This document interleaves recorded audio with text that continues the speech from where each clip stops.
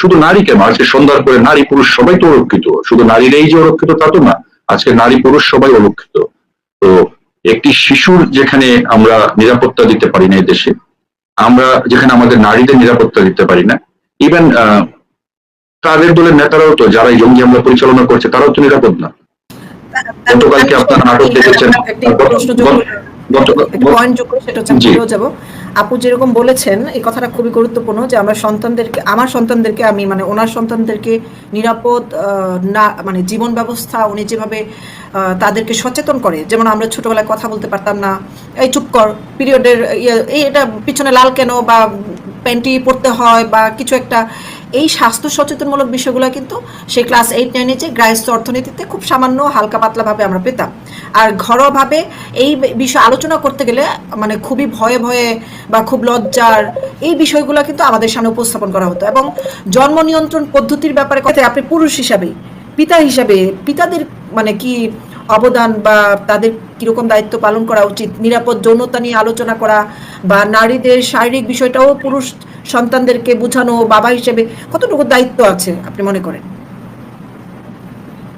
দেখেন, আমি আমার সন্তানকে খোলামেলা সবকিছু আমরা কথা বলি, আমার সন্তানকে বলে দিই যে মা এটা ভালো এটা খারাপ। আমার দুটি কন্যা সন্তান, আমি প্রাউড ফিল করি যে আমার দুটি কন্যা সন্তান, ঠিক না? আমি এই জিনিসটা যেমন আমার সন্তানদেরকে বলে দিই যে এই কাজটুকু খারাপ এই কাজটুকু ভালো, এবং আমি তাদেরকে সব শিক্ষা এখনই দিয়ে দিচ্ছি। এখন তারা বেছে নিবে যে তারা কি সঠিক পথে যাবে না তারা খারাপ পথে থাকবে। বাবা মা হিসেবে আমাদের কর্তব্য আমাদের সন্তানদের সাথে খোলামেলা সবকিছু আলাপ আলোচনা করা, এবং কোনো কিছু হাইড করার কিছু নেই।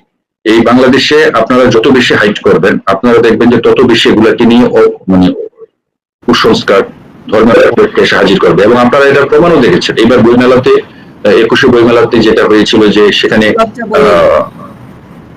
না, যেখানে মেয়ের পিরিয়ডের যে ন্যাপকিন বিক্রি করা নেই, গোপন জিনিস এটা প্রকাশিত করা যায়।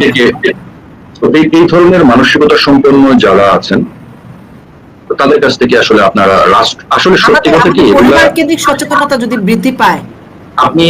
আপনি আজকে একটা কথা বলি, আমরা বাংলাদেশের যারা নাগরিক আছে এখানে, যে দল করুক যে মতেরই আছে সবাই তো বাংলাদেশের নাগরিক।